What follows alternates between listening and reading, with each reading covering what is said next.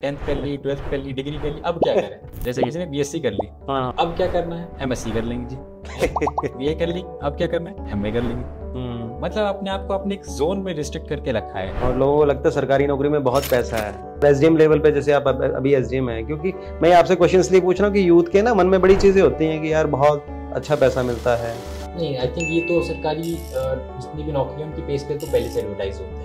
It's not just like कि ये private है कि इसमें पता नहीं कितना है। सरकारी जिस भी नौकरी के लिए आप प्रिपेयर कर रहे हैं, आप चाहे बैंक मैनेजर के लिए कर रहे हैं, कोई पीएचडी कर रहे हैं, प्रोफेसर बनने के लिए, असिस्टेंट प्रोफेसर बनने के लिए कर रहे हैं, या फिर आप क्लरिकल कर रहे हैं, उनकी जब नौकरी की एडवर्टीजमेंट होती है साथ में पे स्केल भी रखा जाता है। तैयारी कैसे करते थे सर आप?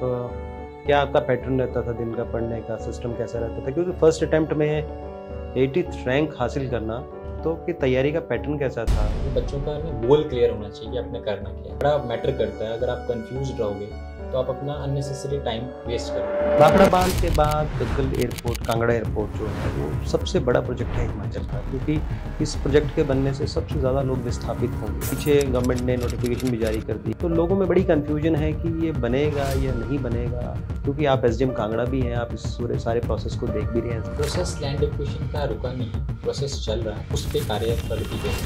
रही बात ये लैंड एक्विजिशन के प्रोजेक्ट्स थोड़े से एज आई सेड कि काफ़ी डिस्प्लेसमेंट इन्वॉल्व होता है, काफ़ी लॉन्ग टर्म के प्रोजेक्ट्स हो जाते हैं। आज हमारे न्यूज़ रूम में एक बहुत ही स्पेशल पर्सनैलिटी है। इनकी पढ़ाई सरकारी स्कूल में हुई, हिंदी मीडियम था, और उसके बाद इन्होंने इंजीनियरिंग की, और इंजीनियरिंग की इन्होंने एनआईटी हमीरपुर से, और उसके बाद उनको बहुत अच्छी नौकरी मिली, मल्टीनेशनल कंपनी में मिली। और 1 साल नौकरी करने के बाद कुछ इनका मन विरक्त हो गया कि नौकरी नहीं करनी है, मुझे यूपीएससी की तैयारी करनी है। और 1 साल यूपीएससी की तैयारी की और 80वां रैंक इन्होंने हासिल किया यूपीएससी में, और फिर ये आईएएस बने। तो चलिए हम आज आपको मिलाते हैं हिमाचल के आईएएस ईशांत जसवाल जी से। Sir welcome. Thank you so much, आपका बहुत बहुत धन्यवाद। सर आज आपके उंगली में रिंग है एंगेजमेंट रिंग तो कुछ खुशी की बात है? हाँ जी, एंगेजमेंट रिंग है। तो अभी है अभी मेरी शादी। कब है सर? नवंबर में। चलो बहुत बहुत बधाई सर आपको। Thank you so much. Sir हम बात कर रहे थे यहाँ पे कि गवर्नमेंट स्कूल से आप पढ़े हो, 5वीं तक आपकी प्राथमिक शिक्षा सरकारी स्कूल में हुई है, और उसके बाद 8वीं तक भी आपका 5वीं के बाद आपने प्राइवेट स्कूल में शायद एडमिशन लिया, और +2 आपके प्राइवेट स्कूल में किया आपने, और उसके बाद इंजीनियरिंग। कैसा रहा ये आईएएस का आपका सफ़र? सफ़र शुरू में मेरी, जैसे कि आपने बताया कि प्राइमरी एजुकेशन गवर्नमेंट स्कूल से हुई है, फर्स्ट एंड सेकंड, बट उसके बाद थर्ड फोर्थ फिफ्थ मेरे फादर आर्मी में थे, तो मैं देहरादून में था। तो देहरादून के स्कूल में मेरी एजुकेशन हुई है हिंदी मीडियम से, और 6th 12th मेरी स्कूलिंग जो हुई है वो घुमारवीं से हिमसर उदय सीनियर सेकेंडरी स्कूल से हुई है। एचपी बोर्ड का स्कूल था, और उसके बाद एनआईटी हमीरपुर जॉब, और फिर यहाँ तक। पर आप बहुत सिंपल रहते हो, मोस्टली ऑफिसर्स में थोड़ा बड़ा एक डैशिंग सा माहौल होता है, क्योंकि हम भी कई ऑफिसर से मिलते हैं, पर आप बहुत सिंपल रहते हो। इतनी बड़ी कुर्सी पर है कि एक सिंपलिसिटी का क्या राज आता है ये? नहीं, सिंप्लिसिटी आई थिंक आपकी जो बिगिनिंग्स जैसी रहती है, आपका जो बैकग्राउंड रहता है, तो वही आपको आगे लेके जाता है। ऐसे कहते हैं simplicity is the ultimate sophistication, तो वही हमारा मानना है, एंड दैट्स इट। तो बचपन में तो आपका शौक आर्मी में जाने का था, बहुत पैशनेट थे बचपन से ही, तो फिर एकदम से क्या, मतलब वहाँ क्यों नहीं ट्राई किया आपने, आईएएस में क्यों फिर? जैसा कि मैंने आपको बताया, मेरे फादर आर्मी में थे, तो बचपन से था, एक पैशन था कि आर्मी के लिए जो रिस्पेक्ट थी, जो आर्मी का स्टैंडर्ड ऑफ लिविंग हमने देखा है, जो आर्मी का वे ऑफ लाइफ है, जैसे कि कहते हैं कि army is not just a job, it's a way of life, it's a complete, इस तरह से आपको पूरा माहौल प्रोवाइड करता है। तो रिस्पेक्ट थी, वो पैशन था कि आर्मी की लाइफ को जीना है। तो I even tried for the army, not completely wholeheartedly, but I think मेरा एक पैशन ही था कि जो आप रहता है ना कि करना है, बट उसके अंदर से आपकी हामी नहीं होती है, बट उसको आप रिस्पेक्ट देते हैं उस प्रोफेशन को। तो आर्मी के लिए इनफैक्ट जब मैं कॉलेज में था, तो एक यूनिवर्सिटी एंट्री स्कीम होती है आर्मी की, इंजीनियरिंग सर्विसेज के लिए, तो I been opted for that. वो भी जब मेरी आई थिंक जॉब लगी, तो I went to Allahabad for the SSB. तो 5 दिन का बढ़िया एक्सपीरियंस रहा था, and then I think conferenced out हो गए, but that experience stays with me and it was wonderful to be there and see the जो कमराडरी रहती है, वो जो काफ़ी अच्छा एक्सपीरियंस रहता है, तो दैट्स इट। तो आईएएस मोस्टली क्या होता है कि आज हमारे साथ स्टूडेंट्स भी हैं कुछ अंडर ग्रेजुएट जो आईएएस की तैयारी कर रहे हैं, यूपीएससी की तैयारी कर रहे हैं। तो आपने +2 तक भी नहीं सोचा आईएएस बनने का, आपने ग्रेजुएशन तक भी नहीं सोचा, आपने तब सोचा जब भली चंगी नौकरी कर रहे थे और अच्छे पैकेज की जॉब कर रहे थे। तो क्या आपके मन में ऐसा आया कि मुझे अब आईएएस बनना है? वो थॉट हम चाह रहे हैं कि वो फील क्यों आया आपके मन में? मैंने बाकी जगह भी काफ़ी जगह शेयर किया है कि वो जो थॉट क्या था, बड़ा सिंपल वे में कहा जाए तो वो थॉट था जब आपने ये सब अचीव कर लिया कि where do you see yourself after 10 years, 15 years, 20 years down the line. ये जो सवाल था, जब आपको आपने एक बेसिक पेडेस्टल तक आप पहुंच चुके हैं, है ना, जो बेसिक एक था तो वो आपने अचीव कर लिया, बट अब आपको अपने आप को इमेजिन करना है कि आप 15 साल बाद, 20 साल बाद अपने आप को कहाँ देखेंगे।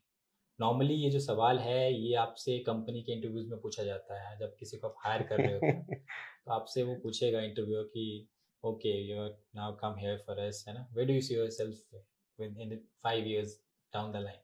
तब हम उसमें बढ़िया से जवाब देते हैं, I see myself holding position of responsibility, steering company towards greater heights, फलाना फलाना, इस तरह से रहता है। बट कभी हमने अपनी ज़िंदगी से वो सवाल नहीं पूछा कि अपने आप को ज़िंदगी में कहाँ दिख पाते हैं 15 साल, 20 साल या 10 साल बाद डाउन द लाइन, कहाँ अपने आप।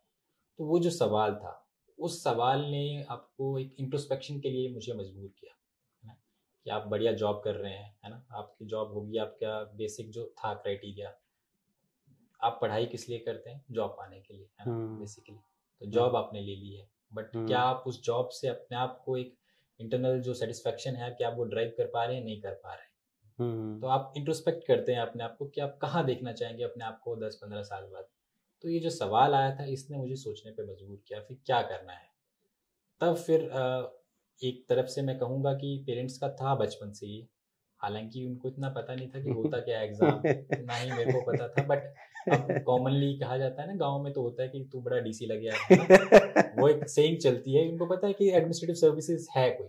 तो ऐसा पेरेंट्स को किसने बोला था कुछ ऐसा डीसी? हाँ नहीं, मतलब नॉर्मली होता ही है, गांव में रहता है ना, हाँ। जब भी आप किसी को ताना मारना है, कुछ है, कोई कर रहा है, तो यही डायलॉग चलता है कि तू बड़ा डीसी। ऐसा घर वालों को ताना मारा था किसी ने? कुछ ऐसा तो कुछ नहीं, बट मैं कह रहा हूँ कि फिर से रिस्पेक्ट आती है, अगर आप बच्चा पढ़ाई में अच्छा है, नेचुरली पेरेंट्स एक्सपेक्ट करते हैं। मैं अपना सफर भी इस तरह से, जैसे मैंने बताया है कि आप 10th तक अच्छे पढ़ रहे हो, है ना, तो आपको नेक्स्ट 11th में क्या है, साइंस ले लो, medical non medical, because children is doing good in studies, तो आप क्या करें, ट्रेडिशन बन गया, साइंस ले लो। हाँ, भेड़ चाल जो होता है वही है। आपने भी इस भेड़ चाल में, मैं कह रहा हूँ कि मैं भी उसी कोलैबोरेशन किया। ये मैं एक्सेप्ट करता हूँ कि अभी भी मैं जो बच्चों को ये कहना चाहूंगा कि वो जो अवेयरनेस का अभाव था उस टाइम पे, जो एक्सपोजर की कमी थी, उस टाइम पे आप यही चला आता था कि यही बच्चा ने, आपके पास स्कूलिंग के यही ऑप्शंस हैं, उसके बाद लिमिटेड ऑप्शंस हैं। 12th के बाद क्या करना, आपने 10th के बाद साइंस ले ली, नॉर्मली साइंस वही कहते हैं कि अच्छा पढ़ने में बच्चा है, साइंस दिला दो। 12th में आपने साइंस कर ली, उसके बाद क्या हो, 2 ऑप्शन रहते हैं नॉर्मली हिमाचल में उस टाइम पे, जब मैं कह रहा था इंजीनियरिंग कर लो या मेडिकल कर लो, है ना।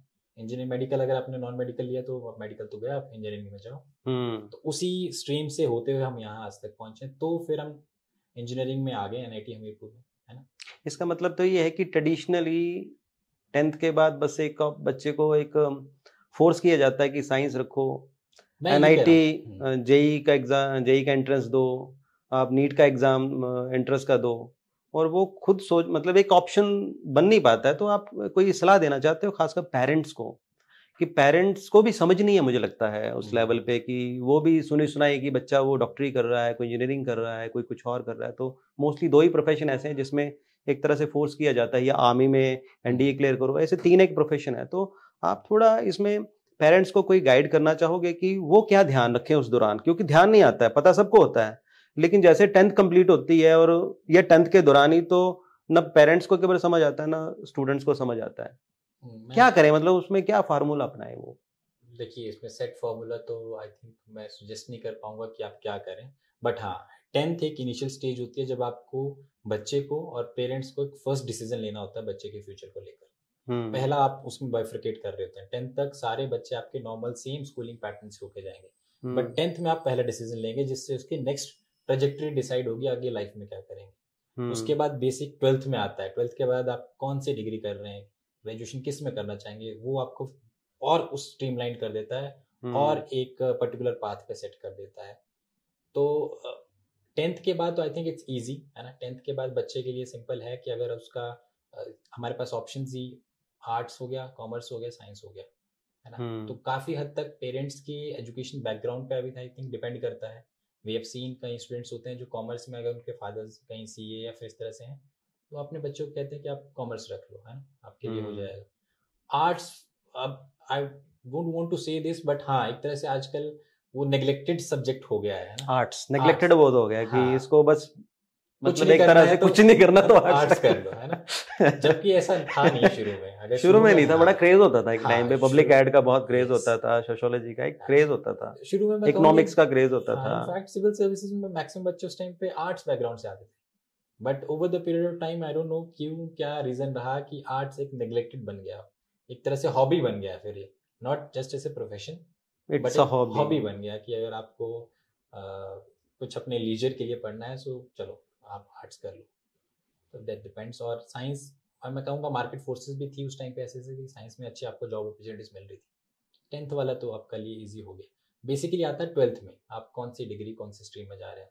इतना थोड़ा अभाव था कि क्या क्या करना है, बड़े सेट पैटर्न थे। अभी तो सोशल मीडिया का ज़माना है, इंटरनेट आप पेनिट्रेशन बहुत ज़्यादा हो गई है हमारे यहाँ। तो आजकल तो काफ़ी प्रोफेशन हो गए हैं बच्चे के लिए, नॉट जस्ट इंजीनियरिंग करना है या फिर आपने मेडिकल करना है या फिर आपका सेट था कि इंजीनियरिंग करना है मुझे, मतलब तब +2 में।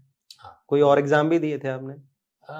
बेसिकली मेन तो एग्जाम इंजीनियरिंग का ही था। बाकी जो main exam I think NDA का दिया होगा, एनडीए का भी क्वालिफाई किया था बट गया नहीं उसमें मैं। अच्छा। तो बेसिक इंजीनियरिंग का ही था, वो सेट पैटर्न था उसमें।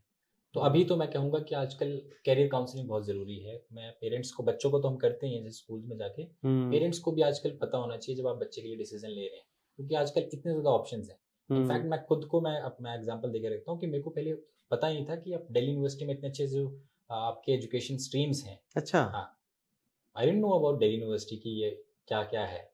अच्छा। बेसिक मैंने इंजीनियरिंग और नॉन मेडिकल मतलब मेडिकल देखा था, तो वो मेरे में भी अभाव था कि अगर दिल्ली यूनिवर्सिटी से आप पॉलिटिकल साइंस कर रहे हैं, इकोनॉमिक्स ऑनर कर रहे हैं, कोई और इस तरह का सब्जेक्ट ले रहे हैं, तो उसमें अच्छे ऑप्शंस हैं, है ना। आप कहीं जा सकते हैं, मास मीडिया, जर्नलिज्म आपने कहा, उसके बाद आर्मी का भी है हमारे पास, वो भी है।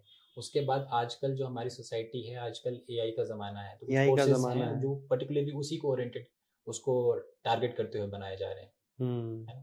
तो एक ये रहता है। और आई थिंक उसके बाद भी आप बच्चे के पास जो इनिशियल, उसके बाद मैं कहूँगा समझ तब आती है जब वो डिग्री कर लेता है। कि बेसिक मैंने अपना ये स्टेप है ना, जो मतलब भेड़ चाल वाले स्टेप्स हैं, 10th कर ली, 12th कर ली, डिग्री कर ली, अब क्या करें।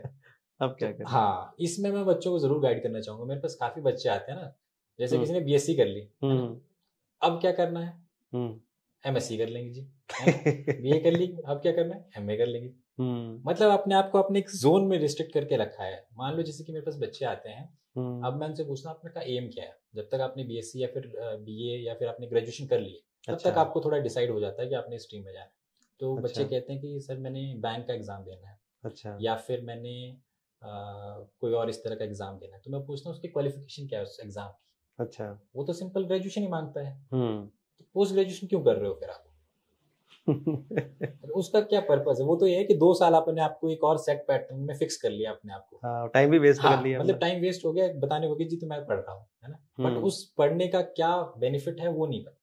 एग्जाम की तैयारी आपने जिसकी कर रही है वो, पर उनका ऑप्शन भी नहीं है ना सर कि गाइडेंस किससे लें, टीचर से लें, या ऑप्शंस नहीं है बेसिकली कि फिजिकली ऑप्शन नहीं है कि फिजिकली किससे गाइडेंस लें। उनके यूट्यूब है, या यूट्यूब पे गो थ्रू करके आप कुछ वीडियोस देख लोगे आपके पास, बाकी तो कोई ऑप्शन नहीं है कि कोई आपको बैठ के समझाएगा स्टूडेंट्स को या नहीं। वो तो चलो आई वुड सजेस्ट कि कैरियर काउंसलिंग स्कूल्स में होनी चाहिए, बट उतना ही आजकल जितना अगर आप कह रहे हैं यूट्यूब पे भी अच्छे आपको ऑप्शन मिल जाते हैं। अगर कोई बच्चा इतना उसके लिए चिंतित है या उसकी फिक्र कर रहा है, उसके पेरेंट्स फिक्र कर रहे हैं।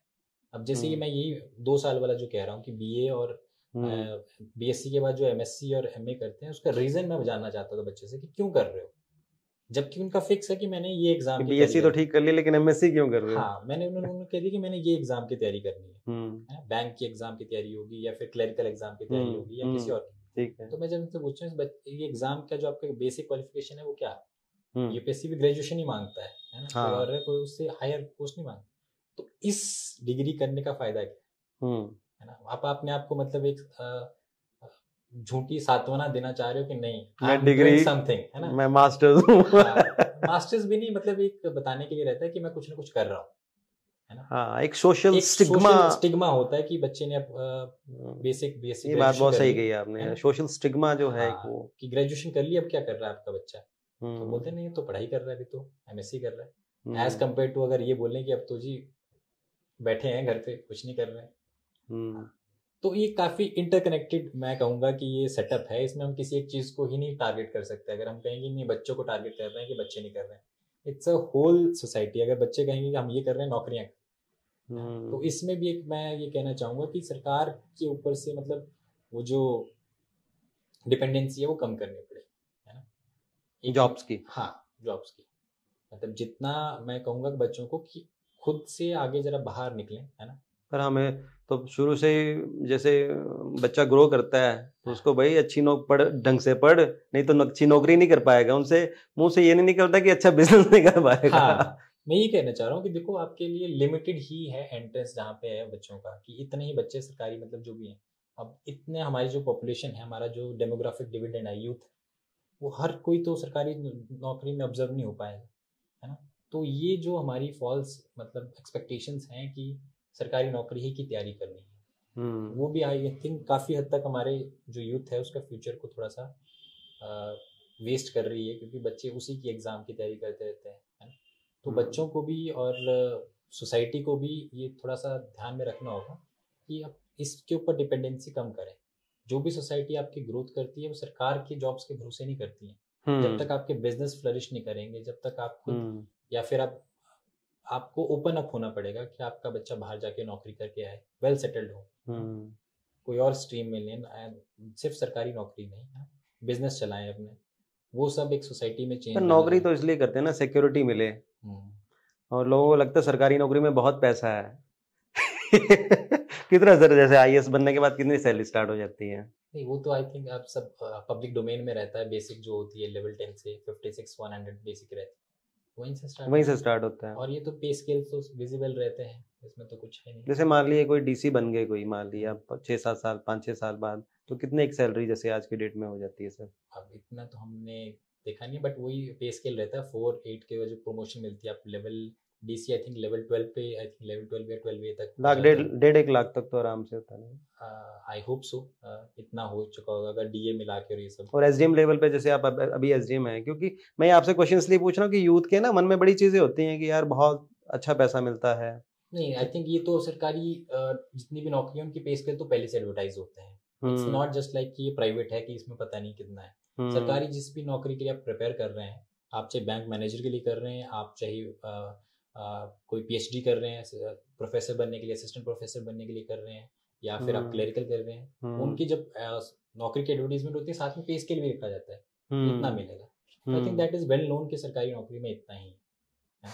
कंपेयर किया जाए कि हाँ वी कंपेयर टू कॉर्पोरेट और गवर्नमेंट में, तो यस गवर्नमेंट में पे स्केल तो कम ही है, मतलब एज कंपेयर टू कॉर्पोरेट्स, मतलब हाँ गवर्नमेंट में कम है, मतलब उनका ज्यादा है, लेकिन फिर भी एक तृष्णा है गवर्नमेंट जॉब की ठीक ठाक लोगों में भी। वो वही तो मैं कह रहा हूँ, हमारी सोसाइटी वो इवॉल्व कर रही है उस पीरियड से, है ना। अब मैं कहूँगा पोस्ट इंडिपेंडेंस पीरियड और बिफोर लिबरलाइजेशन जो था हमारा सरकारी सेटअप का या सरकारी नौकरी का जो ऑरा था, है ना, था उस टाइम पे, सच में था उस टाइम पे कि एज कम्पेयर टू प्राइवेट, जब प्राइवेटेशन हुआ ही नहीं था तब एक ऑरा था, तब ऑरा था, तब सरकारी सब कुछ थी। तो सरकार की नौकरियों की तब इतनी तवज्जो थी, बट आफ्टर प्राइवेटेशन जो बूम प्राइवेट सेक्टर में हुआ है, तो एज कम्पेयर टू अगर मैं कैरियर की बात करूँ या फिर पे स्केल्स की बात, डेफिनेटली देयर। तो आपको सर जब मल्टीनेशनल कंपनी में थे आप, वही मैं उसमें तो ज्यादा वही मैं कह रहा हूँ कि अगर मैं एज कम्पेयर टू अगर हमारे जो बैचमेट्स हैं जो कि अभी प्राइवेट सेक्टर में, they are earning well, but नौकरी आप सिर्फ पे के बेसिस पे थोड़ी करते हैं, कुछ सेटिस्फेक्शन भी है। वो सबका डिफरेंट हो सकता है, सबका डिफरेंट हो सकता है इंडिविजुअली वो। पर मैं देखा सर इंजीनियर्स जो है ना बहुत आकर्षित हो रहे हैं आईएएस की तरफ, मतलब जॉब्स के बाद। लाइक मैं एग्जांपल दूं, जैसे हिमराज बहरवा जी हैं, ये IIT के प्रोडक्ट हैं, फिर हरिकेश मीणा जी हैं, राकेश प्रजापति जी हैं, राहुल जी हैं, DC बिलासपुर हैं, सारे पहले उन्होंने इंजीनियरिंग की। इसके अलावा भी खैर मेरे अभी दिमाग में कुछ नाम नहीं आ रहे हैं। ये सारे नाम हैं जो पहले इंजीनियरिंग की, उसके बाद एक IAS की तरफ झुकाव आ गया। वो आई थिंक मतलब इसका फायदा मिलता है इंजीनियरिंग करके, मतलब कुछ स्टडी के लिए? एक फायदा नुकसान तो इसमें कुछ कह नहीं सकते है ना। इट्स अ बेसिक, आपकी ग्रेजुएशन होनी चाहिए, आप किसी में भी हो। हर किसी ग्रेजुएशन स्ट्रीम के एक थिंकिंग पैटर्न में थोड़ा बहुत आई वुड से कि रहता है। फॉर एग्जांपल अगर मैं इंजीनियरिंग को कंपेयर करूं ह्यूमैनिटी सब्जेक्ट से, इंजीनियरिंग आपको क्या सिखाता है? आपको सिखाता है कि प्रॉब्लम को कैसे स्टेप बाय स्टेप बाइफरकेट करो, है ना, और एक सॉल्यूशन लेके आओ, है ना। कि एक कोई डेफिनेट प्रॉब्लम है तो उसका डेफिनेट सॉल्यूशन होना, है ना। और उसको आपने फॉर एग्जांपल मैथमेटिक्स की प्रॉब्लम है या फिजिक्स की प्रॉब्लम है या फिर कोई आपकी फ्लूइड डायनामिक्स, मैकेनिकल इंजीनियरिंग की बात कर रहा हूँ, तो आपके सामने अगर कोई सवाल दे रखा है, you will first identify the variables. इसमें ये वेरिएबल है, आपको you have to find the X for example. तो लिस्ट डाउन द वेरिएबल, उसको आप थोड़ा सा प्रॉब्लम स्टेटमेंट को बाइफरकेट कर दोगे कि ये है, और स्टेप्स आइडेंटिफाई कर लोगे कि पहले ये करेंगे, first I will do this, इसका ये है, then I will find the X. तो दैट स्टेप बाय जो ऑब्जेक्टिव थिंकिंग आती है, प्रॉब्लम सॉल्विंग जो स्किल आती है, आई वुड से यस, मैं जो आपके इंजीनियरिंग बच्चे हैं अगर वो अच्छे से उसको करें तो that gives you that edge करूँ ना। तो ह्यूमैनिटीज में आपको सोशल स्ट्राटा को acceptance, there is not always only one solution. I will tell you example, मैं इंजीनियरिंग बैकग्राउंड का था मेरा, बट ऑप्शनल यूपीएससी में एंथ्रोपोलॉजी था। अच्छा। हाँ। तो एंथ्रोपोलॉजी में फर्स्ट हमारा जो चैप्टर था दैट इज अबाउट मैरिज। अच्छा। तो मैरिज का टॉपिक हमें पढ़ा रहे थे। तो उसमें एक क्वेश्चन था कि is marriage universal, institution of marriage universal, है ना, and what is the definition of marriage if it's so, है ना। अच्छा। तो अब ह्यूमैनिटीज में क्या होता है कि वो स्कॉलर्स कोट करते हैं कि इसने ये कहा, इसने ये कहा, कैथरीन ब्राउन ने ये कहा, किसी ने ये कहा, है ना। I was searching from engineering mindset, ठीक है, क्वेश्चन है, मेरे को ये बताओ यस क्या करना है या नो करना है answer. I will make the rest of the answer, कि किस मैंने अपने आंसर को किस तरफ लेके जाना है वो मेरे को आप सोल्यूशन बताओ। I will mould the answer. मेरे को बताओ आपने लिखना क्या है कंक्लूजन में, कि मैरिज इज यूनिवर्सल, यस। तो मैं अपना जो बीच का बैकग्राउंड है ना वो उस तरह से मैं एडजस्ट करके लिख दूंगा। अच्छा। तो आई मतलब उस टाइम में मेरे को इतना डिफिकल्ट लगा कि मैंने 2-3 किताबें पढ़ ली कि बताओ भाई यस करना है या नो करना है। अच्छा। हाँ, but there are some situation in society जहाँ पे there is no definitely yes और नो, है ना। इट्स अ डिस्कशन, आप कुछ कह रहे हैं, मैं कुछ कह रहा हूँ, सही गलत का इसमें कुछ है नहीं, टू द पॉइंट है मतलब। इसमें सही गलत का कुछ है नहीं, whatever way you are able to convince, है ना। तो वो कैसे ह्यूमैनिटीज के है, मैरिज यूनिवर्सल है या नहीं, कुछ सोसाइटीज कहेंगे कि नहीं कुछ है, जैसे हमारे एंथ्रोपोलॉजी का स्टूडेंट रहा हूं मैं, तो कुछ ट्राइब्स हैं जिनमें नहीं होता है। अभी का जैसे कि डिफरेंट ट्रेडिशंस होते हैं डिफरेंट ट्राइब्स के। अभी हिमाचल की एक पॉलीएंड्री काफी फेमस हुई थी, काफी चर्चा में थी, तो उनके ट्राइब्स हैं, उनके ट्रेडिशन थे जो चले आ रहे हैं। तो वो मेरा इंजीनियरिंग माइंडसेट मेरे को कंपेल कर रहा था कि आप सिर्फ एक ही आंसर लिख सकते हो, या फिर यस होगा या नो होगा। वो डिफिकल्ट लगा मेरे को एक्सेप्ट करने में कि नहीं, कोई सवाल है उसका आप ओपन आंसर भी हो सकता है, कि देयर इज पॉसिबिलिटी ये सामने वाला भी सही है, ये भी सही है, इट्स अ डिस्कशन, है ना। तो वो डिफरेंस रहता है इंजीनियरिंग और ह्यूमैनिटीज के पर्सपेक्टिव में। रही बात आपका मेन सवाल कि इंजीनियरिंग के लोग क्यों आ रहे हैं और एज क्यों, एज का तो मैंने बता दिया कि यस वो प्रॉब्लम सॉल्विंग जो स्टेट एटीट्यूड है that helps in tackling certain problems. कुछ भी आपकी बड़ी प्रॉब्लम है आप उसको ब्रेक डाउन करते हो स्मॉल प्रॉब्लम से, एंड आइडेंटिफाई द वेरिएबल्स ये है जिनको आपने कंट्रोल करना है और सॉल्यूशन पे आना है। तो दैट सर्टेनली हेल्प्स। रही बात क्यों आ रहे हैं सिविल सर्विसेज में, I think that is due to the fact that कि वही जो मैंने कहा था, बच्चे 10th के बाद सारे ही साइंस में जा रहे हैं। वो जो सोसाइटी का उस टाइम का जो थिंकिंग था, हाँ, तो मैक्सिमम बच्चे जब जैसे आर्ट्स को थोड़ा सा हाशिए पे किया गया, साइंस उस टाइम में आगे आया ज़्यादा, तो मैक्सिमम आपकी बच्चे जो स्कूल से ही जो क्रीम थे, जो बच्चे पढ़ने में अच्छे थे, वो सारे साइंस में गए, साइंस में चले गए। तो वो सोसाइटी का ही पार्ट, एक रिफ्लेक्शन सिविल सर्विसेज में होता है। जितने बच्चे आपके नीचे आएंगे साइंस में, उतने ही बच्चे आपका सिलेक्शन रेट में उस तरह से हो। तो that is I think the main reason कि इस तरह से रहा, क्योंकि यूपीएससी ने तो अपना कोर्स करेक्शन करने की कोशिश करी, है ना। यूपीएससी एग्जाम में पहले आई थिंक ऐसे और इस तरह के पेपर्स नहीं हुआ करते थे, बट फिर लगा कि नहीं, ज़्यादा इंजीनियरिंग बच्चे आ रहे हैं, ठीक है एक ऐसे का एक पेपर डाल दो, वो भी डाल दिया। बट फिर भी वो कहूँगा सोसाइटी का रिफ्लेक्शन है। सोसाइटी अगर नीचे से जिस तरह से चल रही है, जिस तरीके से ढल रही है, आपको वही रिफ्लेक्शन आपको इंस्टीट्यूशन में भी देखने को मिलेगी। सर आप हिंदी स्कूल से पढ़े हो, यानी कि सरकारी स्कूल से पढ़े, एचपी बोर्ड की आपकी पढ़ाई है और आपका मीडियम हिंदी रहा, तो यूपीएससी की तैयारी करते वक्त आपको जो हिंदी का जो माध्यम है, बच्चों में एक स्टिग्मा रहता है कि जो सरकारी स्कूल के बच्चे हैं और हमारा हिंदी मीडियम है, हम तैयारी कैसे करें, हमें तो बहुत दिक्कत आएगी, कॉन्वेंट स्कूल के कॉम्पिटिटर्स होंगे, काफ़ी बड़े बड़े स्कूल्स के कॉम्पिटिटर्स होंगे, तो ये सब चीज़ें आपने स्ट्रेस को कैसे मैनेज किया और जो एक हिंदी का जो स्टिग्मा था उसको कैसे देखा आपने? हाँ, हिंदी प्राइमरी तक मेरी तो मतलब बेसिक सारे सब्जेक्ट्स हिंदी में थे, इनफैक्ट साइंस एंड मैथ में ऑल्सो। बट 6th से 10th तक जो 12th तक पढ़ाई करी है, उसमें जो मैथ और साइंस था वो तो इंग्लिश में था, बट सारे सोशल साइंसेस थे वो हिंदी में थे। तो बेसिक तो आपका हिंदी था मतलब ना? हाँ, हिंदी बड़ी से, मुश्किल आती हाँ, है ना स्टार्टिंग से लिंग्विस्टिक में, लिंग्विस्टिक में हाँ, बड़ी दिक्कत तो आप आती है। पहले माइंड में ट्रांसलेट करते हैं, माइंड में जो आता है पहले हिंदी में, फिर उसको घुमा। तो वो चेंज, मतलब जैसे इंजीनियरिंग करी हमने 4 साल में, इंजीनियरिंग में कुछ ज़्यादा इंग्लिश हिंदी का रोल रहता नहीं था, टेक्निकल प्रॉब्लम्स होती थी। तो आई वुड से इसमें आपका सोसाइटी, आपका एनवायरनमेंट बच्चे के अराउंड वो हेल्प करता है ना। अगर गांव का बच्चा एज कम्पेयर टू, उसने भी इंजीनियरिंग करी बट उसका सोसाइटी चारों तरफ उस ढंग से है ना, तो वो हिंदी में ही रहेगा। बट आई वुड से कि इसमें मेरे को ट्रांसलेशन करने में इजी रहा, क्योंकि मैं जिस कॉलेज में था, it's institute of national importance, NIT Hamirpur, तो जो बच्चे आपके आसपास होते हैं वही आपकी पर्सनैलिटी भी डेवलप करते हैं। Environment is important. एनवायरनमेंट, अगर आपने हिंदी के स्टिग्मा को ठीक करना है तो एक एनवायरनमेंट क्रिएट करना चाहिए। अच्छा, एनवायरनमेंट मतलब आपको पैसिवली हेल्प करता है, हेल्प करता है। हाँ, वो हेल्प करता है आपको, फिर इतना वो ट्रांजिशन में इतना डिफिकल्ट नहीं लगता है।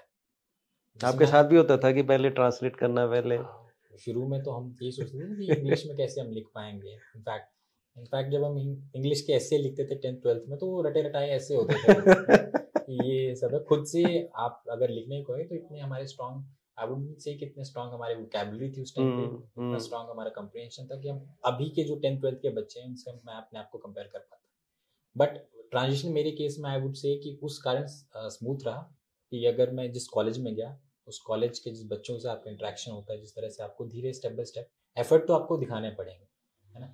एफर्ट, अगर आप एफर्ट नहीं करेंगे तो नहीं। इनडायरेक्टली आई वुड से कि यस, आप जब कॉलेज में आते हैं, आप सोशल मीडिया ब्राउज करते हैं, आप मूवीज, इंग्लिश मूवीज देखे हैं, है ना। एक मतलब मीम रहता है कि मैंने जो इंग्लिश थोड़ी बहुत सीखी है वो इंग्लिश मूवी से सीखी है। अच्छा, मतलब होता है, इनडायरेक्टली हेल्प्स, आपकी बुक इनडायरेक्टली हेल्प करता है। हाँ, तो और उसके बाद कहता हूँ मैं इसलिए कि मेरे को ट्रांजिट करने में काफी ज्यादा टाइम मिला, काफी मिला टाइम। मैं 4 साल की इंजीनियरिंग कोर्स हो गया, 1 साल का जॉब हो गया, तो that help me transition smooth. उसका एफर्ट तो आपको करने पड़ेंगे। रही बात बाकी बच्चों की, जो आप कह रहे हैं कि यूपीएससी में हिंदी का जो स्टिग्मा है, आई थिंक अब हिंदी के जो रिसोर्सेज हैं वो काफ़ी ज़्यादा उपलब्ध भी हो गए हैं, और यूपीएससी इस मामले में काफ़ी लिबरल भी है। बेसिक, क्योंकि आप जो बच्चे जिनसे अगर आप हिंदी मीडियम के बच्चों से इंटरेक्ट करेंगे, वो कहेंगे हमें लिखने में कोई दिक्कत नहीं है, बोलने में दिक्कत है। मेन जितने भी हमारे पूरे इंडिया की दिक्कत है सर, ये क्योंकि इंग्लिश तो उनको स्कूल में पढ़ाई जा रही है, तो वो इंग्लिश लिख लेंगे बढ़िया तरीके से, बट जब बात आएगी बोलने की, वहां पे वो अभी तक वो हेजिटेशन दिखती है। वो कहते हैं कि उनको, हमें भी वो फ्लुएंसी नहीं आती है जो नॉर्मल एक इंग्लिश के कॉन्वेंट स्कूल के पढ़े हुए बच्चे हैं जो इस तरीके से कर लेते हैं। तो यूपीएससी, अगर मैं मेन एग्जाम की बात करूं, अगर किसी भी बच्चे से पूछ लेंगे हिंदी मीडियम के, वो ये नहीं कहेगा कि मेरे को मेंस में दिक्कत आ रही है। मेन वो रहता है कि आप जब बात कन्वर्सेशन करेंगे उसमें दिक्कत, तो उसमें यूपीएससी ने आपको ऑप्शन दे रखी है। जब यूपीएससी का इंटरव्यू होता है, अगर बेसिक आपने चाहिए इंग्लिश में, आपने अपना ऑप्शनल पेपर दिया है ना, फॉर एग्जांपल आपका ऑप्शनल पॉलिटिकल साइंस था, आपने हिंदी में लिखा है वो, है ना, बट और या फिर इंग्लिश में लिखा है, बट अगर आपने इंटरव्यू देना है, इंटरव्यू के टाइम आपसे चॉइस पूछी जाती है कि आप इंटरव्यू किस भाषा में देना चाहेंगे। आप हिंदी में कंफर्टेबल हैं तो आप हिंदी में दीजिए, इंग्लिश में तो इंग्लिश में दीजिए। तो अब वो आई थिंक वो जो पैक, आई थिंक वो इस तरह से जो स्टिग्मा था, या फिर जो रिसोर्सेज का अभाव था, या फिर जो बैरियर था, वो आई थिंक थोड़ा कम होता जा रहा है हिंदी के प्रति, हिंदी मीडियम के बच्चों के प्रति, है ना। बोलने का ये सही एग्री, वो थोड़ा बहुत रहता ही है, बट उसमें यूपीएससी इंटरव्यू किसी को इस तरह से डिस्करेज नहीं करता है कि अगर आपने इंग्लिश में लिखा है अपना एग्जाम तो आप इंग्लिश में इंटरव्यू दो, ऐसा वो कभी नहीं कहते। अगर आप हिंदी में कंफर्टेबल है आप हिंदी में दें। एनआईटी हमीरपुर से आपने इंजीनियरिंग की, 4 साल वहाँ पे पढ़ाई की, और उसके बाद आपकी जॉब लगी मल्टीनेशनल कंपनी में, अच्छी खासी नौकरी थी, फिर आपने वो छोड़ी यूपीएससी की तैयारी के लिए। और जब आप यूपीएससी की तैयारी कर रहे थे तब आपके मन में कोई ऐसा स्ट्रेस आया, यार मैंने गलती कर ली क्योंकि जॉब भी छोड़ दी, और मैंने, क्योंकि बहुत बड़ा रिस्क होता है ये, आपने बहुत बड़ा रिस्क लिया था, और नॉर्मल फैमिली से आप बिलोंग करते हो, ऐसा भी नहीं था कि पीछे बहुत एक सिस्टम है, तो कॉमन फैमिली से आप बिलोंग करते थे, फिर आपने इतना बड़ा रिस्क लिया, जॉब छोड़ी मल्टीनेशनल कंपनी की, अच्छी खासी मोटी सैलरी वाली, तो कभी आपके मन में कोई ऐसा स्ट्रेस आया कि यार नहीं हो पाएगा, और क्या करूं मैं, ऐसा कुछ? इसी प्रिपरेशन की ये जर्नी ये काफ़ी हाईज एंड लो से फ्लो करती है, it's like a sine wave, है ना। कभी आप में एकदम मोटिवेशन फुल रहेगा कि अभी तो हम बस फोड़ देंगे, क्रैक कर देंगे एग्जाम। कुछ एक ऐसे दिन आपके आएंगे, मान लीजिए कुछ आपने मॉक टेस्ट दे दिया, आपके मार्क्स अच्छे नहीं आए और एकदम से आपको वो सारा प्रेशर हिट कर जाएगा।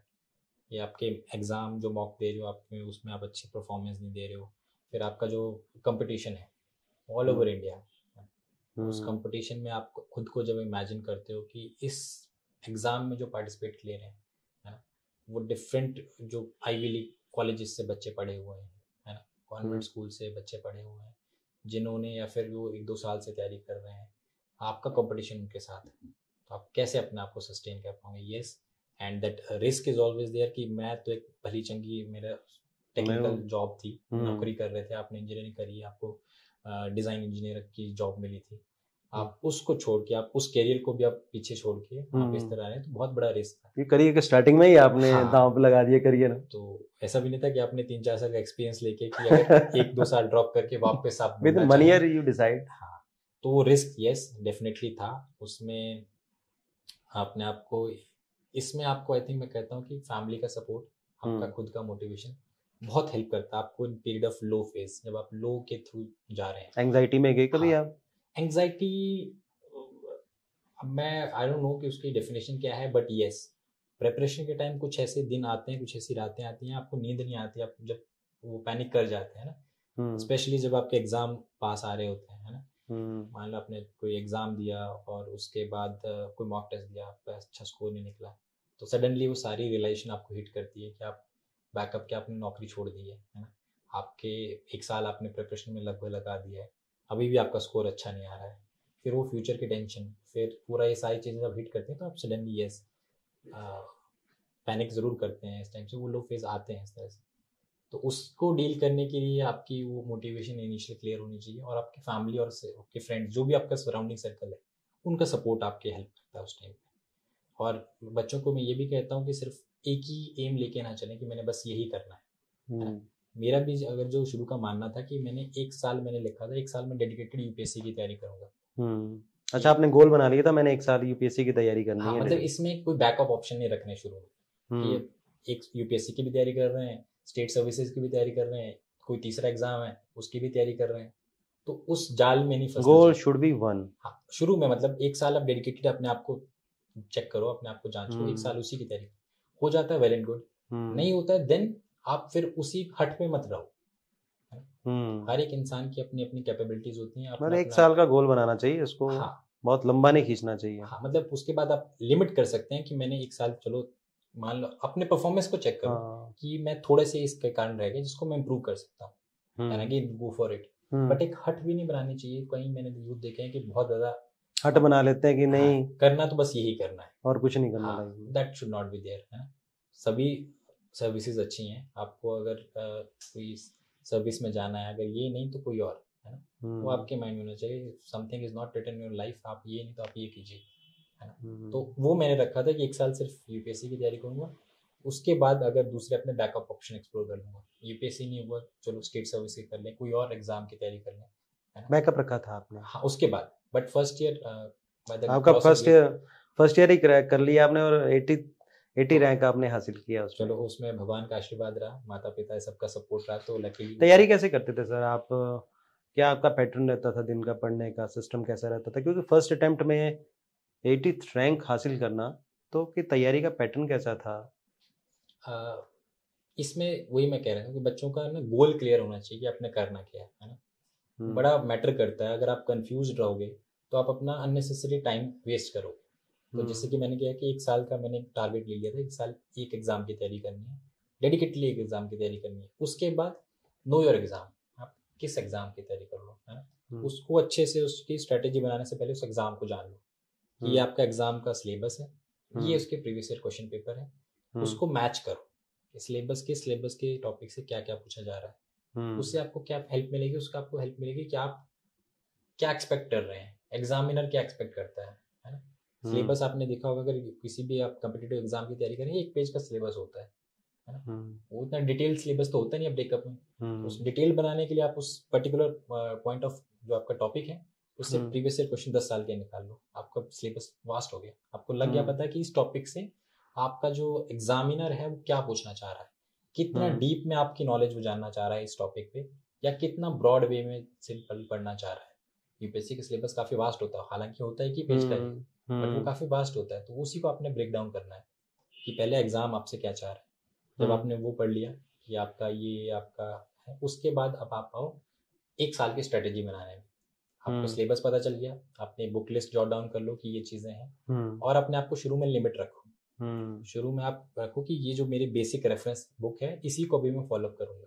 शुरू में आपने मल्टीपल चैनल्स ओपन कर लिए, नहीं एक टॉपिक को आप 3 रिसोर्सेज से पढ़ रहे हो, आप कंफ्यूज हो जाओ, फिर आप टाइम वेस्ट करो।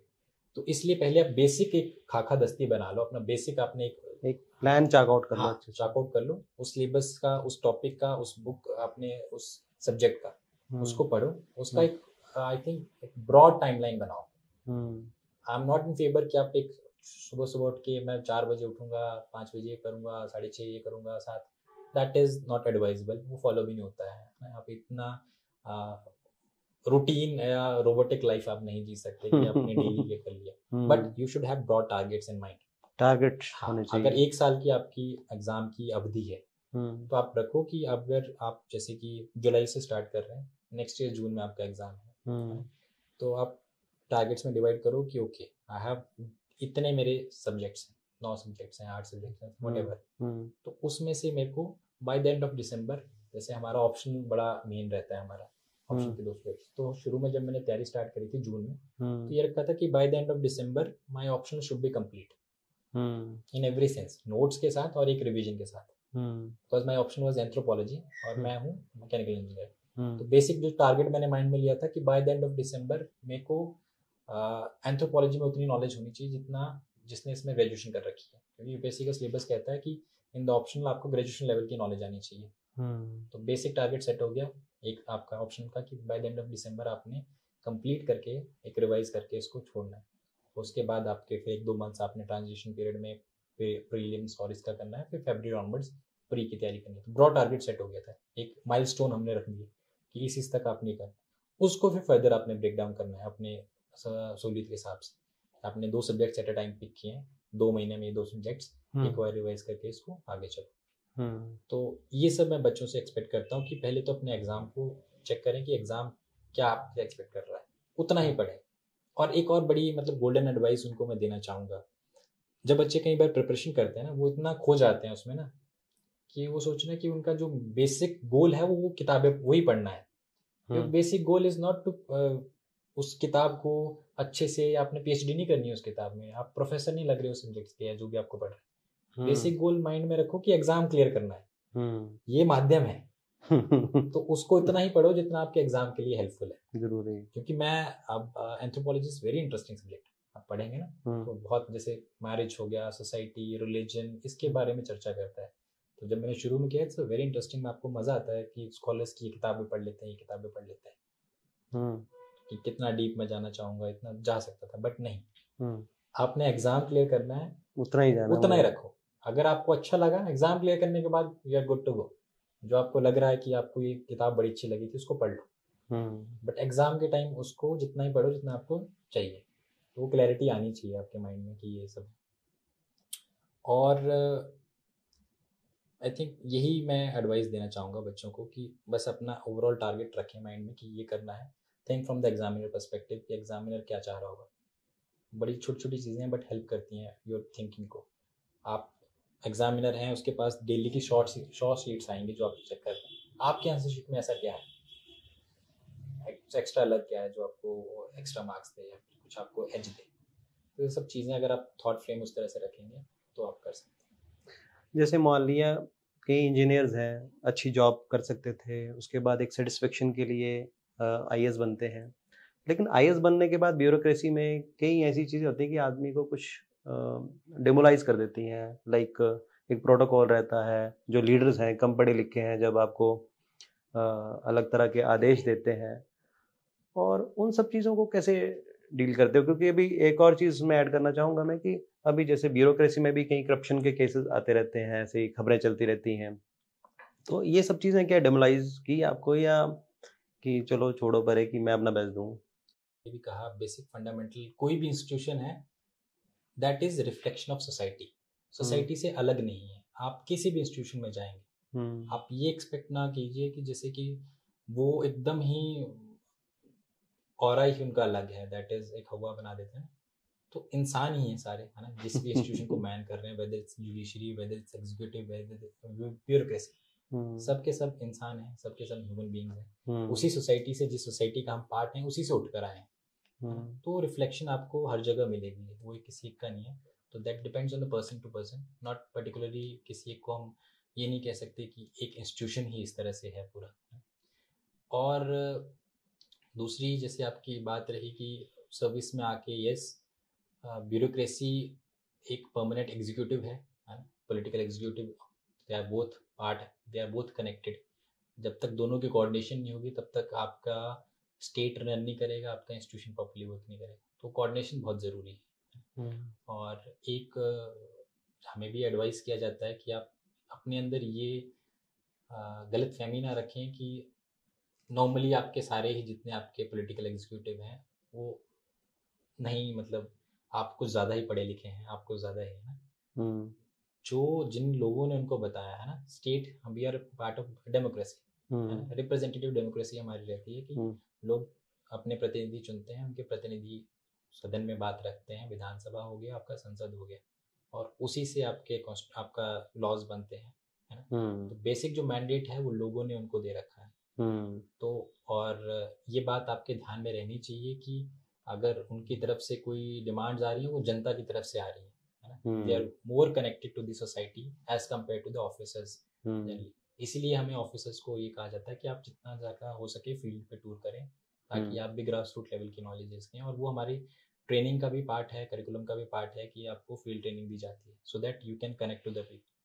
तो अगर वो हम ना सोचें और कोऑर्डिनेशन में काम करें, तो it will be good to the society, good to the institution also. तो सरकारी स्कूल में ना टीचर्स बहुत अच्छे हैं, लेकिन उसमें अभी 100 स्कूल बंद कर दिए क्योंकि शून्य संख्या थी। तो सरकारी स्कूलों को कैसे बेटर बनाया जा सकता है ताकि लीडर्स के, ऑफिसर्स के या बाकी एम्प्लॉयज़ के बच्चे भी वहाँ पे पढ़ें? मतलब शॉर्ट में आप कैसे एक एडवाइस अगर आपकी कोई हो तो? यस, आई वुड से कि अगर किसी इंस्टीट्यूशन को आपको बेहतर तरीके से चलाना है तो उसमें वो सारी फैसिलिटीज़ आपको देनी पड़ेगी। Facilities not just in terms of कि टीचर अच्छे हैं, उसका इंफ्रास्ट्रक्चर भी आपका उतना अच्छा होना चाहिए, है। पढ़ाई एक पूरी पर्सनैलिटी डेवलपमेंट कराता है।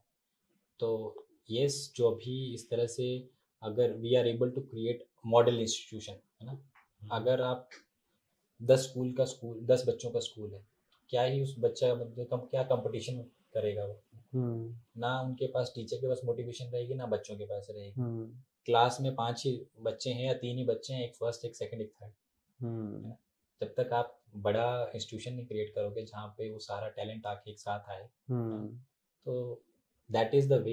And I will restrict my answer to only that part, है ना, rather I will not comment on the policies in this. Bhakra बांध के बाद गग्गल एयरपोर्ट, कांगड़ा एयरपोर्ट जो है वो सबसे बड़ा प्रोजेक्ट है हिमाचल का, क्योंकि इस प्रोजेक्ट के बनने से सबसे ज़्यादा लोग विस्थापित होंगे। तो इस एयरपोर्ट को लेकर काफ़ी लंबे समय से 90s से चल रहा है कि इसका एक्सपेंशन होगा, और अभी पीछे गवर्नमेंट ने नोटिफिकेशन भी जारी कर दी कि हम इसको जो लैंड एक्विजिशन करेंगे और इसका प्रोसेस भी शुरू हो गया, लेकिन फिर से बीच में रुक गया सर। तो लोगों में बड़ी कन्फ्यूजन है कि ये बनेगा या नहीं बनेगा, क्योंकि आप एसडीएम कांगड़ा भी हैं, आप इस सारे प्रोसेस को देख भी रहे हैं सर। प्रोसेस लैंड एक्विजिशन का रुका नहीं है, प्रोसेस चल रहा है। धीरे धीरे करके जितना भी फंड फ्लो है उस हिसाब से अवार्ड्स अनाउंस हो रहे हैं और उस पे कार्य प्रगति पे है इस तरह से। रही बात ये लैंड एक्विजिशन के प्रोजेक्ट्स थोड़े से, बिकॉज एज आई सेड कि काफ़ी डिस्प्लेसमेंट इन्वॉल्व होता है, काफ़ी लॉन्ग टर्म के प्रोजेक्ट्स हो जाते हैं, कई बार काफ़ी चीज़ें आपको ध्यान में रखनी होती हैं। तो उस वजह से मैं कहूँगा, तो क्योंकि नोटिफिकेशन आप कह रहे हैं ये 90 से तो बात चाहिए थी, बट एक्चुअल में जो फील्ड वर्क स्टार्ट हुआ तो 2023 में स्टार्ट हुआ, जब आपकी सेक्शन 11 नोटिफिकेशन लैंड एक्विजिशन की स्टार्ट वही हुआ। हाँ, तो तभी से आपका कार्य शुरू है। एंड आई थिंक अभी तो जो प्रेजेंट स्टेटस है, around 46% of land is already acquired. 46% yes acquired हो चुकी है। हाँ, उसके एंड अवार्ड जारी हो चुके हैं 46% के। अच्छा, तो और अभी कितने करोड़ मुआवजा दे चुके हैं सर हम जैसे? अभी एट प्रेजेंट 410 करोड़ का जो मुआवजा है वो लोगों में वितरित किया जा चुका है। और ये मतलब 4-5 गांव कंप्लीट हो गए हैं जैसे सर? हाँ जी, जैसे कि जो आपके माझी खट के लेफ्ट साइड वाले गांव हैं, उन सभी गांव का लैंड एक्विजिशन कंप्लीट हो चुका है। आर अवार्ड उनका देना बाकी है, बट लैंड अवार्ड उनके जारी हो चुके हैं और उनमें मैक्सिमम उनको जो उनका अवार्ड था वो अमाउंट भी कंपनसेशन मिल चुका है। माना जा सकता है कि अब थोड़ा land acquisition with in 1 year, जैसे कि गवर्नमेंट ने भी कैबिनेट में फैसला लिया है कि विद इन 1 ईयर कर देंगे और उसके बाद 4-5 साल में एयरपोर्ट देखने को मिल सकता है यहाँ पे। होपफुली ऐसा देखने को मिलेगा।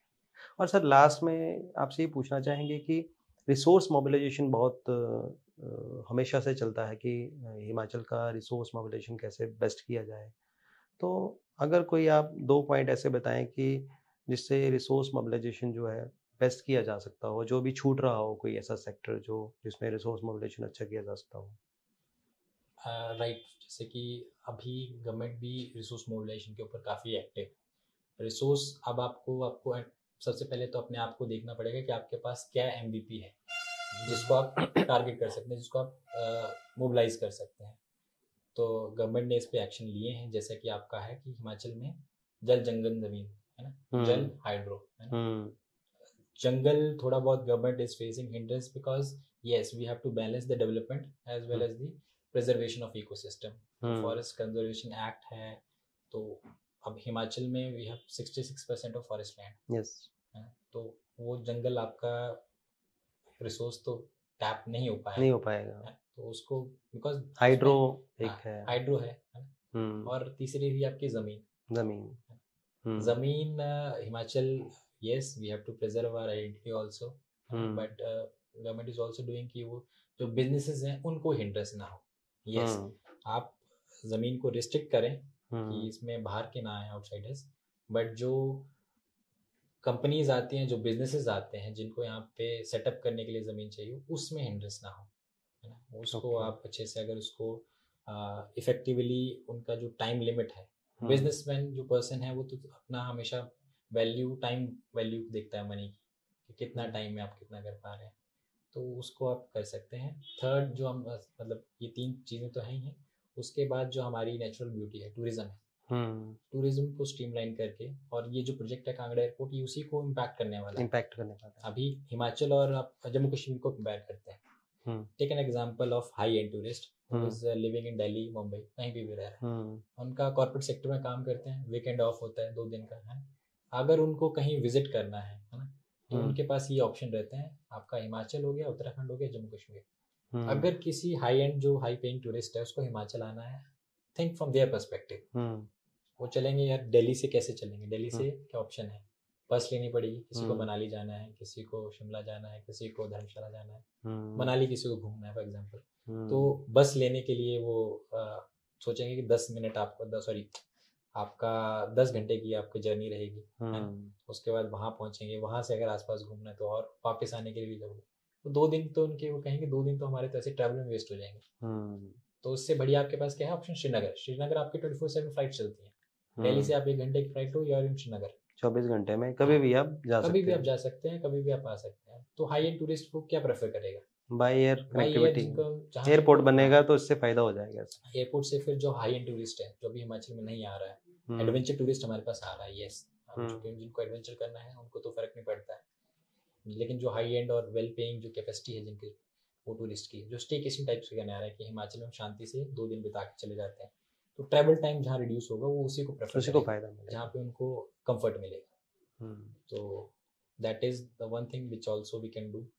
ये पॉडकास्ट जो है सर इंटरेक्टिव है, इसमें हमारे कुछ अंडर ग्रेजुएट स्टूडेंट्स भी हैं और वो भी आपसे एक क्वेश्चन पूछना चाहते हैं हमारे साथ। गुड आफ्टरनून सर, मेरा नाम सुहानी कटोच है और मैं currently government degree college Dharamshala से ग्रेजुएशन कर रही हूँ in economics and public administration.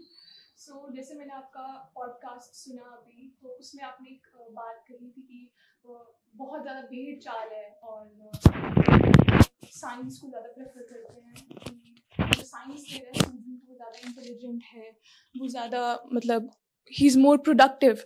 और ये सेम चीज़ मेरे केस में भी हुई। When I was in class 11 and 12 मैंने नॉन मेडिकल परस्यू किया और उसके बाद मैंने एकदम से सोचा कि I want to go for civil services, तो मैंने BA चूज़ किया and my parents, my family, everybody was like what are you doing. और अभी भी मतलब वेर एवर आई गो, कभी भी किसी भी फैमिली फंक्शन इंटरेक्शन में व्हेन एवर आई सिट, तो सब मुझे पूछते हैं कि सुहानी क्या कर रही है। सो आई ऑलवेज से कि मैं BA कर रही हूँ, तो दे आर लाइक उनका रिएक्शन इज़ डिफरेंट। और वो मुझे मतलब आई फील कि आपने जो कहा कि अभी भी पेरेंट्स में ये चीज़ बहुत ज़्यादा है कि if you are doing BA it means you are just doing it for fun और समथिंग। सो वो चीज़ आपके अकॉर्डिंग पेरेंट्स जो हैं उनका पॉइंट ऑफ व्यू कैसे चेंज किया जाए, because this definitely demotivates me कि शायद मैं कहीं कुछ गलत ना कर रही हूँ। नहीं, first of all kudos to you कि आपने वो डिसीजन लिया है ना। बहुत कम बच्चे हैं जो कि खुद अपना ये डिसीजन ले सकते हैं इस एज में कि मेरे को ये करना है, I am very clear in my target. तो फर्स्ट ऑफ ऑल आपको बहुत बहुत इसके लिए मतलब आई वुड से कि आप में बहुत ज़्यादा डिटर्मिनेशन है as compare to any other बच्चे। तो वेल आपने अब डिसीजन ले लिया है ना, you had made your mind कि आपने ये करना है।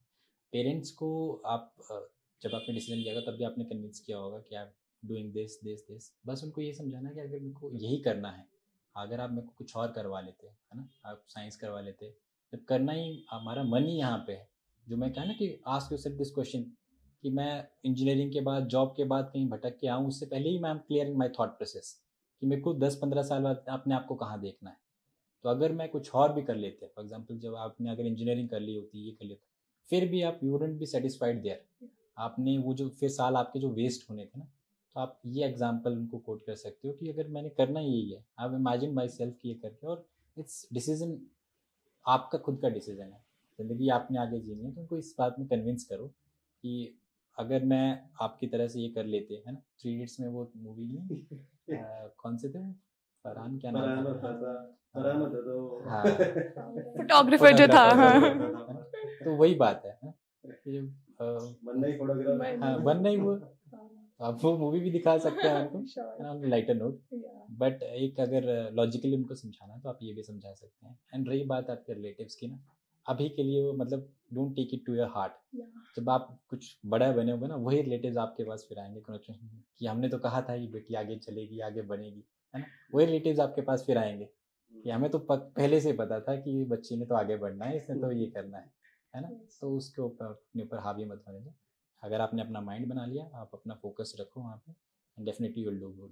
Thank you, sir. Sir, one more question was कि before joining public services आपका क्या perspective था public services के लिए, and after getting into public services आपका क्या perspective में change आया है? Yes, that's a great question, है ना। पब्लिक सर्विस का I would say I owe it to Himachal Pradesh, है ना, कि वो जो हाइफनेटेड पर्सपेक्टिव रहता है कि पब्लिक सर्विस में आपको ये सब मिलेगा, वो यहाँ पे नहीं था शुरू से, as compare to the feudal carters जो मीडिया भी पोर्ट्रे करती है। फॉर एग्जांपल आप पोर्ट्रे करेगी यूपी, बिहार, साउदर्न की पब्लिक सर्विस में, तो जी आपके पास ऐसा है कि बस सातों पुश्ते आपकी तर जाएंगी, will get that kind of respect, prestige, yes. तो in Himachal I would say the society is more educated, है ना, वो जो इनइक्वालिटी है, इनकम इनइक्वालिटी, वो हिमाचल में नहीं है, तो जो गैप है वो फ्यूडल नेचर यहाँ पे आपको ना देखने को मिलेगा। तो आई वुड से कि जो मेरा पर्सपेक्टिव था पब्लिक सर्विस के लिए, वो पहले से ही टोन डाउन था, कि वो एक्स्ट्रा इस तरह की एक्सपेक्टेशन नहीं थी, कि जो कि है ही नहीं हिमाचल में। तो दैट हेल्प मी कि जो मेरा एक्चुअल पर्सपेक्टिव है वो जो रियल पर्सपेक्टिव से अलाइन रहे। तो before coming to public service, yes I had imagined कि ये सब चीज़ें करने को मिलेगी और आपका ये स्ट्रैचर रहेगा, येस प्रेस्टीज इज देयर, उसी थोड़ा आपको हेल्प करता है, आपको मोटिवेट करता है वंस यू कम सर्विस। और आने के बाद भी आई वुड से येस कि आपके पास वो प्रेस्टीज है, वो रिस्पेक्ट है। यस, थोड़ा बहुत जो मैं कहूँगा कि चेंज जो थोड़ा सा मेरे को देखने को मिला कि कई बार हम सोचते हैं कि बिफोर कमिंग टू सर्विसेज कि आप इंडिविजुअली इतना कुछ कर पाएंगे कि मैंने तो सोच लिया I able to do it. जब आप सिस्टम में आते हैं, yes you have to take along others also. आप अकेले अगर करना चाहें तो इट बिकम्स वेरी डिफिकल्ट, है ना। तो it's not one man job, इस तरह से वन मैन आर्मी नहीं होता है ना। अगर आप कुछ भी बेहतर करना चाह रहे हैं आपको टीम के साथ करना है। तो ये उसमें वो टाइम लैग थोड़ा सा देखने को मिलता है। रिसोर्सेज मोबिलाइजेशन जैसे स्टेट की बात हो रही तो वो आपको खुद करने पड़ेंगे या फिर आपको हेल्प लेनी पड़ेगी। तो थोड़ा सा वो कई बार आपको फ्रस्ट्रेट भी कर सकता है ना। कई बार आपने सोचा होगा कि मैं ये ऐसा करूँगा, ऐसा करूँगी, बट एक्चुअल में जब आप आते हैं, यस आप रियलिटीज़ देखते हैं, थोड़े बहुत आपको बैरियर्स भी नज़र आते हैं, थोड़ा बहुत जो सिस्टम का वुड से फटीग है सिस्टम में जो है वो आपको काउंटर करना पड़ता है। थोड़ा बहुत वो एक्चुअल में देखने को मिला है, बट इसके अलावा आई वुड से कि जो एक्सपेक्टेशन है और रियलिटी है उसमें ज़्यादा इतना डिफरेंस मुझे नहीं लगा। Thank you sir. आप हमारे न्यूज़ रूम में आए सर, आपका बहुत बहुत धन्यवाद। Thank you sir. Thank you so much, आपने मुझे बुलाया, मुझे ये मौका दिया। Thank you so much. Thank you so much sir.